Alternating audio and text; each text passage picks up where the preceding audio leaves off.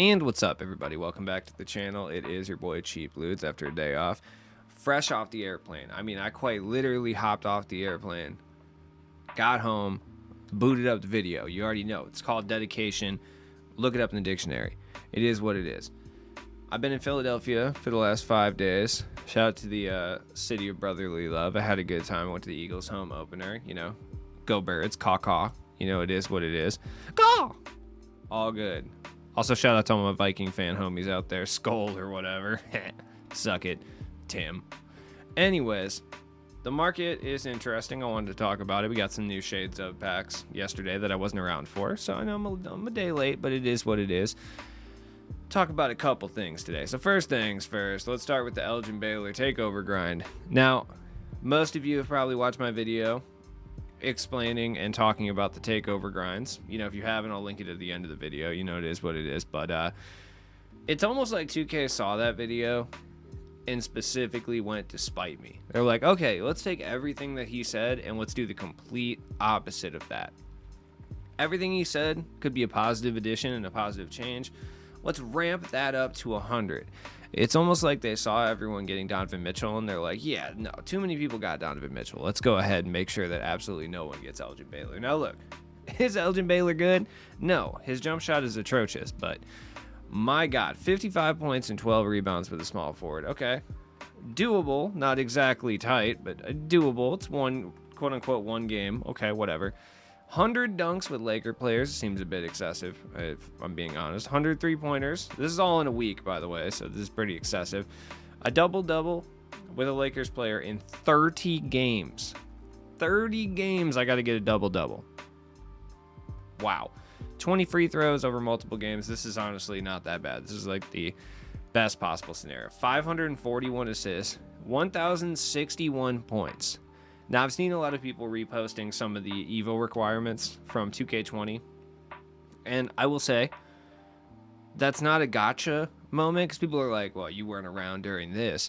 It's not a gotcha moment, dude. Those sucked then, and they continue to suck, and these suck actually worse. I don't understand why people keep thinking this is like a gotcha thing.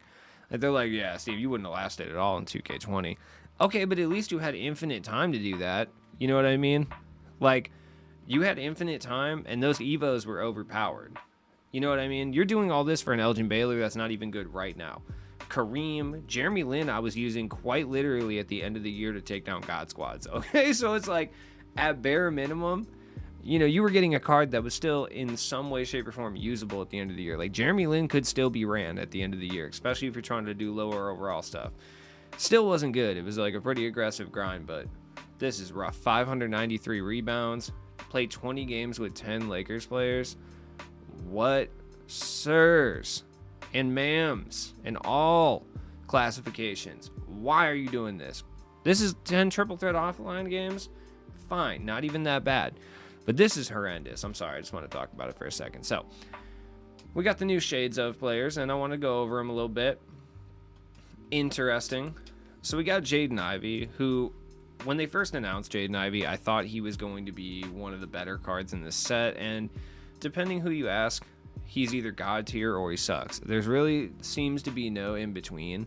Realistically, the requirements aren't that bad. It's assists and points, so he's very easy to, you know, kind of evo up if you want to go that route. And I mean, once you get him fully evoed, 2 Hoff badges, 16 golds, 11 silvers, 2 bronzes, you know, only a 77 shot 3, but I actually think his release is kind of decent. I was playing around with his gold card before, you know, when the leaks first came out, you know, just to see if his release was good, and I think it was pretty good for a point guard, so I didn't think it was bad or anything. And I mean, the badges he does have are okay. The 77 three-pointer kind of sucks. I mean, you can give him a shoe and put it up to an 80, and you should be fine, but then you're not able to add badges to him. I personally don't think he's the greatest. He's fast, and he can dunk on people, and he's got good finishing badges. So, I mean, if you're looking for an extreme, I'm not even going to say an extreme budget option. I keep wanting to say that because he's Sapphires, but people are still charging over 10K for these cards, so it's actually kind of wild, honestly. Yeah, I really, because of the price that these cards are, it makes suggesting if you grab them or not kind of different. You know what I mean? Because, like, I want to say, yeah, Jaden Ivey's probably a good budget card, but I mean, if he's 13K, then no, he's not. Like, he's not. I would sell these cards because I feel like 2K is going to crash the market on these at some point. I don't know how they're going to do that. It's not going to be a way that's like very good for the player base. You know, it's not like they're going to give you a choice pack with one of these in the locker code or something. They're going to crash the market by just releasing more updated and more overpowered versions of these kind of guys. So, yeah, I would say for Jaden Ivy anyway, probably a good idea to just avoid. Then we got Mark Williams, and he's actually kind of slept on, I think. It's more blocks, but he's 7 foot tall with a 7'7" wingspan, so he actually blocks shots at a relatively high clip. 6'12" and 25 blocks is a little aggressive for sure. He can kind of hit a wide open mid-range, and he's pretty good defensively, but his badge count leaves a lot to be desired. And if I'm being completely honest, being that like it's more expensive to grab Mark Williams almost, you should just grab Drummond. Like if you're like, just grab Drummond. You know I'm a big proponent of Drummond. I think Drummond's really good. And for the price that Mark Williams is going for, I think it's just better to just grab Drummond because he has better interior badges. He's defensively, I would say, similar, just with a smaller wingspan. But he'll give you a lot more in the post. So he's faster by like 4 attribute points, but still. If you are looking at Mark Williams and you want him, just grab Drummond. Drummond's even cheaper than him, to be honest, or at least right around the same price. So you're really not losing out on much. And you don't have to sit here and do all these Evos for him to be usable. So that's how I feel about that. Ochai Jobby. Egbaji. Yeah, I never say his name correctly. Okay, so a couple things here. Number one, I had a bunch of people giving me shit because how can you be a 2K YouTuber and not follow basketball and not know who these guys are? Shut up. Anyways, steals again, which is unfortunate because steals are, especially if you're on next gen. On current gen, they're easy enough. And I know you can just do the steal challenges by doing like the semi-pro stuff, and it's just like, dude, I don't want to have to do that. I don't want to have to do that. Just let me get them organically through play. Like however I want to play, I should be able to get them. And I don't want to sit there and play 12-minute quarter semi-pro games to get this stuff done. Because at minimum, I got to play 3 of these. And I really don't think I'm getting 20 steals in a game. So I'm going to have to play a lot more of those. So it's going to take a pretty good amount of time just to get this guy evo'd up.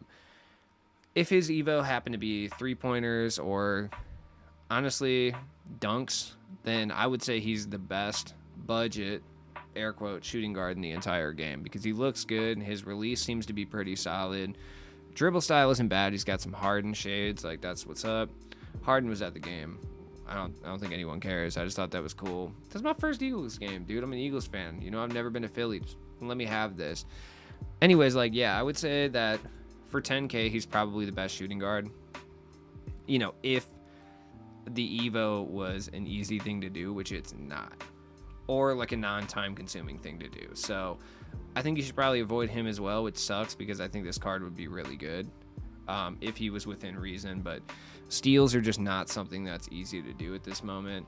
And I mean, his badge count's nice. He gets the Hoff catch and shoot. Like, he gets a little silver midi magician. He doesn't have like limitless Deadeye, blinders, Agent 3, anything like that. But he's like a good 3-and-D guy. I don't know. It just sucks. It sucks that you have to go through all this stuff just to get that done. It's kind of trash. I hate it. Then we got Danny Green. Green, from what I've seen, on the lower end is about 15K. If you get him for cheaper, awesome. I think he's probably the best true 3-and-D shooting guard / small forward that we have. His jump shot is clean. Like, the Danny Green release is good. The Danny Green gold card has the Danny Green release on normal too. If you want to try it out before you spend MT on him, you can do that. You can get him for 2 tokens. So what pack is he? From Memphis, so I have him already. So yeah, I'll test out his release, but from what I've seen, pretty good. He's not going to handle the ball. Pure 3-and-D guy, 93-pointer, good release, big player build too. Danny Green looks huge in game. He's only 6'6", but he looks about 6'8", 6'9". I'm dead serious. The badge count, pretty elite. You know, he's got clutch shooters, so he's going to be able to knock down those late game shots at a high clip. Blinders, clutch and shoot, claymore, comeback kid, corner specialist, which in my opinion makes him a little bit better at the small forward at this stage, but that's neither here nor there, realistically. I just think that this dude is phenomenal, and you can upgrade a lot of his badges, but not limitless range. It stays at bronze, which kind of sucks, but you can give him a bunch of badge upgrades. I think he's worth his price. It's just, I don't know if it's worth picking him up right now, especially because we don't know what we're getting, Friday. And we're going to know tomorrow. So if you do have interest in picking up Danny Green, I would just wait until tomorrow. Straight away. Like that's how I would go about that. Then we got DeAndre Jordan. DeAndre Jordan is one of the cheaper, if not outright the cheapest diamond card in the game. And he is pretty solid, but it's like, my thing is, I'm going to directly, I know I'm like a number one Drummond stan this year. It's so wild. I just not could have predicted that. I really couldn't. Size-wise, they're basically the same. DeAndre Jordan is going to be better than him in certain things and worse in others. Like, he's got a better post fade by like 35 attribute points. He's a little bit better at like catching the ball and stuff like that. His interior defense is slightly better. His lateral quickness is significantly better as well. But Drummond, I don't know, dude. Something about Drummond. He just eats in the paint, dude. I don't know if it's his player build or what, but I mean, DeAndre Jordan's about the same. So if you like Andre Drummond and you're looking for someone who's a little bit better than Andre Drummond, but the same as Andre Drummond, look no further, dude. Look at my man DeAndre Jordan. Like, DeAndre Jordan's nice. Got some decent badges, too. He's got anchor, post-lockdown, pogo stick. Like, badge count's pretty elite. I mean, I think he's really, really solid. Now, the key is he does not have bully.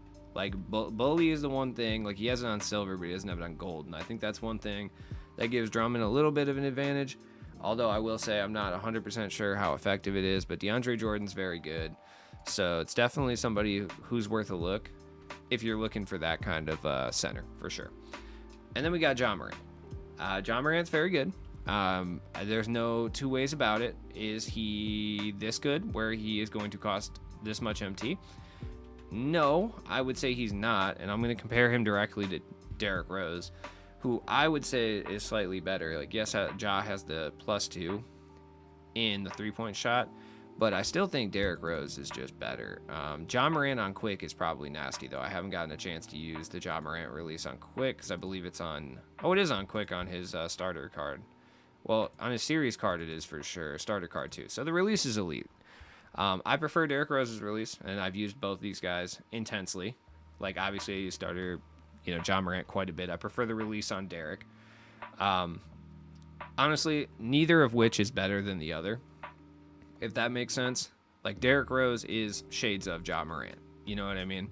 They're very similar players. Derrick Rose has the superior badge count, in my opinion.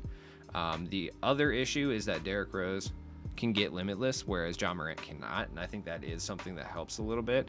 I know a lot of people aren't going to have Derrick Rose, but I wanted to show this side by side, because if you're looking for this type of point guard, I think you're better off going to grab Derrick Rose from the trophy case rather than paying all this MT for Ja Morant, right? If MT is not an option, or not an option, not like an object for you, like you don't care, like you have cajillion MT and you just want Ja Morant, you're going to use your trophy case on like Ilgauskas or Sabonis or something, then sure, go grab Ja Morant. He's a top 5 point guard in this game. But, the reality of the situation is what it is.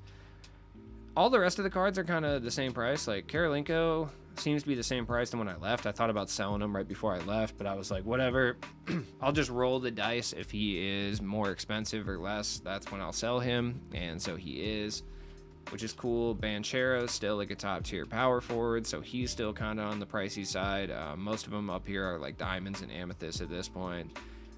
The limitless guys are out here. I still think Pau Gasol and Scotty Barnes are very good, so they're very good options for you to pick up. Another thing I want to talk about here, I don't know how to feel about this, honestly. I really don't. And this is in the Season 1 stuff. So this apparently is the last time that we're able to get Season 1 Set 1 so far. Now let me take a look and see exactly what it says here, right? So it says it's the last chance to pick up Volume 1 players. So find Season 1 select cards for a special reward, Volume 2, blah, blah, blah, blah. So basically, the Season 1 select cards. I believe the Volume 1 cards, like these guys, aren't going to be dropping from packs, or something's about to be happening. So you're not going to be able to get Chris Mullin and Kevin Love, quote-unquote, as easily as before. You can still get them, obviously, but I don't know how they're going to handle this. We'll find out about this tomorrow. We'll just kind of see what's going on. I'm not really sure. Either way, we got 40 new cards coming out, and it kind of depends. I mean, if the badge counts are right, which they probably won't be. I would expect very similar badge counts to what we're seeing with the cards here. They're not going to make them better than promo cards. You know what I mean? They're probably going to be very similar to these kind of base set guys. Then it would be cool, but I don't expect that to happen. They're probably going to be very similar, like your sapphires and your bronzes, or your sapphires and your bronzes. Sapphires and your rubies are going to be lower tier. Your amethysts are going to be worse than like a promo amethyst for sure. It's not going to be good, which, I mean, is kind of a bummer, but it is what it is. There's 10 new select players, which I don't know what that means specifically. I don't know if that means this thing, like this stuff. Are they adding 10 more? And then you can get Amethyst, D'Angelo Russell, and Pascal Siakam, which I don't really know what to expect from them. I mean, I don't think they're going to be outright better than like Chris Mullin or Kevin Love as far as from like a badge perspective. And then if you complete this will get you a Diamond Jaylen Brown, who will be probably one of the best, if not the best shooting guards in the game, at least for a little bit. If you remember back to last year, Diamond Jaylen Brown was top tier. He was great. So I would expect him to be similar this year, especially if he can handle it all. So I don't know if it's really worth kind of stashing any of these cards. I mean, you can already tell the prices have gone way up. Like Grant Hill is over 100K. He was like 60K. He's been relatively expensive, but now he's over 100K. Paul Silas is only about 6K, which is not terrible. Like, he's probably going to be a little bit less, but Del Curry's fallen in price quite a bit. I don't know, dude. It's just like Grant Hill is the key. And I mean, if you can get Grant Hill right now, dude, you're guaranteeing yourself like 100K, because he's going to be the guy who's kind of going to be the gatekeeper for Jaylen Brown, and people are going to overpay for him. But it's all good. Friday's packs. So far we've gotten Limitless and Intensity, so I would expect another large-scale promo.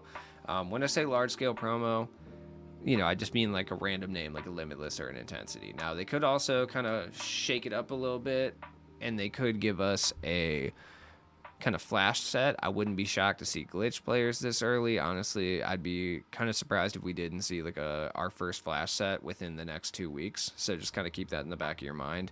But in the meantime, we'll see what's up. As always, it's been your boy Cheap Ludes. You know you'll hear from me tomorrow. So it is what it is. Katana wants me to hang out with her now. So meow meow, I got you. Fly Eagles fly.